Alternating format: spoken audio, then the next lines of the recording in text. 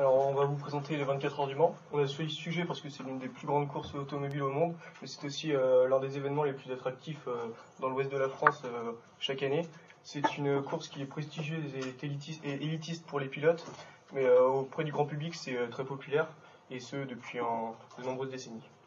Donc depuis la création en 1668 du premier engin autopropulsé, qui était en fait une bouilloire qui filait à la vitesse de 4 km/h, les technologies ont évolué. Et c'est en 1922 que l'Automobile Club de l'Ouest crée les 24 heures du Mans pour en faire cette vitrine. Par exemple, c'est la 206 de Marus en illustration. Et c'est après la Première Guerre mondiale qu'il s'en est suivi une série d'innovations, car les ingénieurs pressés par les militaires qui voulaient prendre un ascendant technologique sur l'ennemi ont beaucoup innové, comme la turbine à gaz ou la turbocompression, qui sont restés des événements majeurs de cette compétition. C'est par la suite que l'automobile est devenue un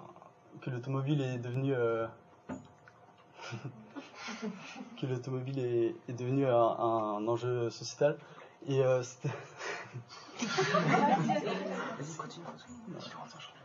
aujourd'hui, des personnalités comme Brad Pitt ou François Hollande donnent le départ de cette course. Les festivités durent 20 jours et le premier jour a lieu l'élection de Miss 24 heures du Mans, qui a la joie d'être l'égérie de cette compétition durant un an. Et aussi de simples curieux, des passionnés ou des supporters de certaines écuries ont la choix de venir dans la Sarthe, qui est le fief de l'automobile mondiale. Il y a aussi les 24 heures camions depuis 1981, les 24 heures moto depuis 1989 et les 24 heures cyclistes pour les plus sportifs depuis 2009.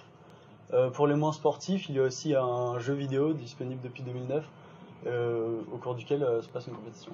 En effet, les 24 heures du Mans ne s'arrêtent pas là. En dehors des courses traditionnelles, les 24 heures du Mans se développent dans l'e-sport en créant une course sur console en partenariat avec le jeu Forza 6. L'événement se sert donc de la montée en puissance de l'e-sport pour attirer un nouveau public. Et c'est le même système, les joueurs jouent en équipe. Un autre combat enragé se situe au niveau des constructeurs qui souhaitent entrer dans l'histoire, mais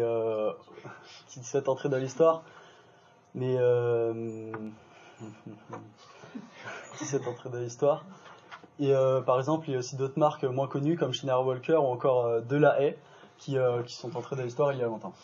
Tom Kristensen est un pilote automobile danois, commençant par le karting en compétition, puis quelques années plus tard au volant d'une Formule 1. Tom y gravite, il atteint les sommets en gagnant 9 fois le prix des 24 heures du Mans, dont 6 fois consécutives à compter de l'année 2000. Il revient alors le nom de Monsieur Le Mans.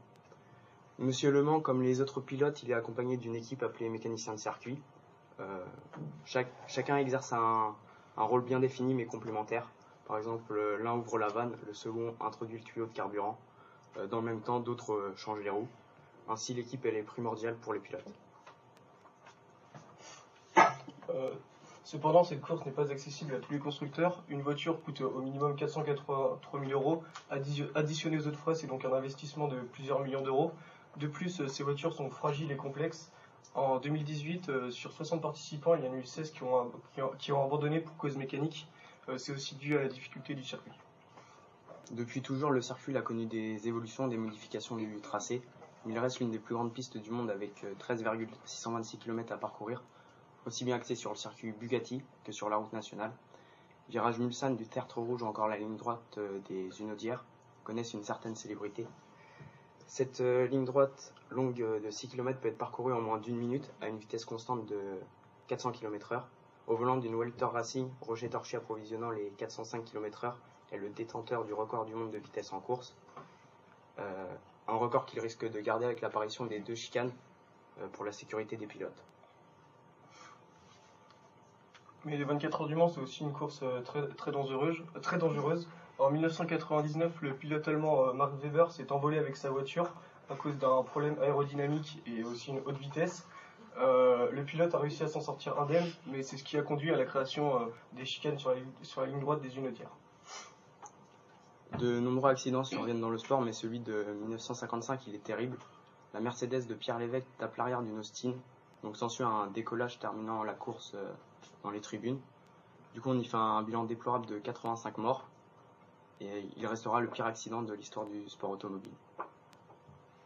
Donc pour ma dernière intervention, je citerai Fabien Barthez, qui pour les néophytes du ballon rond, le goal titulaire de l'équipe de France en 1998 et qui a participé 3 fois aux 24 heures du Mans. Donc je cite, même quand le Mans se passe bien, ça te vide. Donc il met en lumière les difficultés de participation et de concentration, car chaque concurrent reste 6 heures dans chaque voiture sous 35 degrés et à une vitesse hallucinante. Les 24 heures du Mans ont aussi un fort impact économique grâce aux 250 000 spectateurs annuels moyens. L'événement génère 90 millions d'euros dus aux retombées directes qui sont les droits TV et la billetterie, les retombées indirectes qui sont l'hôtellerie et la restauration, et enfin les retombées induites qui sont les entreprises dépendantes des sports mécaniques. Cela a donc un impact positif, mais cependant l'environnement lui est touché avec 280 000 litres de carburant et 16 000 tonnes de CO2 dégagées. Cela en fait un événement énormément énergivore, mais qui est comparable aux événements du même type comme un Grand Prix de F1 ou un Grand Prix de rallye. C'est donc un des enjeux majeurs du 24 heures du Mans, l'environnement. Ensuite, les 24 heures du Mans, ils ont un petit frère surnommé The 24 Hours of Le Mans, qui est une course du même concept se déroulant en Nouvelle-Zélande. On y trouve des voitures insolites comme anciennes. Ainsi, la 206 de Marius, elle serait plus appropriée pour participer à cette course. Elle aurait même une chance de la remporter, d'être victorieux. Donc, en conclusion, pour cette 20e diapositive de 20 secondes, on tenait à vous remercier de nous avoir écoutés. On espère que le diaporama vous aura plu et qui vous aura permis de vous intéresser un peu plus aux 24 heures du Mans.